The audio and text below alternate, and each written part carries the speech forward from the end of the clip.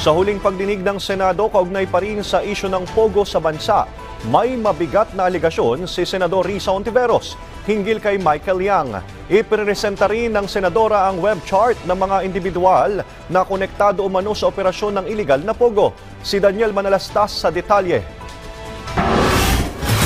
Mabigat ang pinakawalang aligasyon ni Senadora Risa Hontiveros laban sa dating economic advisor ng Duterte administration na si Michael Yang.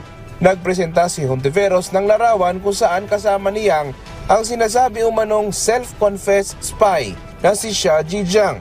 Michael Yang is a key actor in Chinese intelligence operations here. Michael Yang nasangkot sa Pharmally and, if the reports are accurate, sa drug operations dito. Michael Yang, the economic advisor ng dating Pangulo.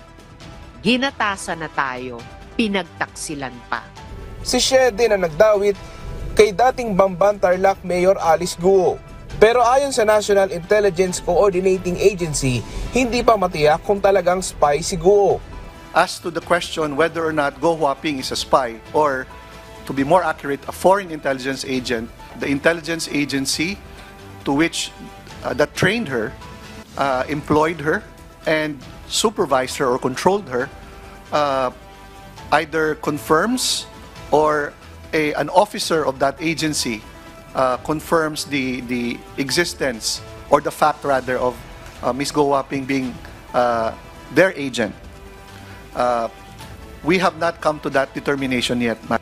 The activities and the facts that have come to light so far in this committee and in other committees, especially in the House, point to the fact that she is, and even in discussions within the intelligence community, there is consensus that indeed she is an agent of influence. Sa closing statement naman ni Senadora Risa Hontiveros, may inilabas naman itong mala web chart kung saan makikita ang larawan ni dating Pangulong Rodrigo Duterte. Pogos welcomed with open arms by the administration of former President Duterte. They have now been revealed to be nothing but a Trojan horse. They have exposed a web of people. Show this web. A web of people who used Pogos for their own selfish interests, their own personal gain, all at the expense of the Filipino people.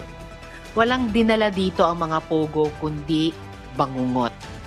Hindi pinayagan ng korte si Guo na makadalo dahil sa kasabay na schedule ng kanyang hearing sa korte.